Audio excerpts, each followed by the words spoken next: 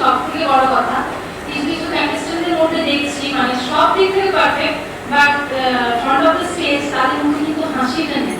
এটা তোমার মধ্যে খুব সুন্দর লাগছে। তো তোমাকে একটা কথা জিজ্ঞেস করি, ধরো সাপোজ ইন ফিউচার তুমি এখন পড়াশোনা করছো, তো একটা ভালো কোনো কোম্পানিতে তুমি জব পেলে, তো তার পাশাপাশি তুমি হয়তো এই গ্ল্যামার জগতে খুব ভালো একটা মডেলিং এর সুযোগ পেলে, খুব বড় মানে, তুমি কোন দিকটাকে চুজ করবে, মানে নিজের কেরিয়ারে তুমি কোন দিকটা বেছে নেবে? আমি কোনোটাই ওইভাবে মানে স্পেসিফিক্যালি যে কোনো একটা জিনিস আমি চুজ করবো না, কারণ আমি যে জিনিসে খুব প্যাশনেট, ধরুন আমি আমার ডাক্তারি লাইফে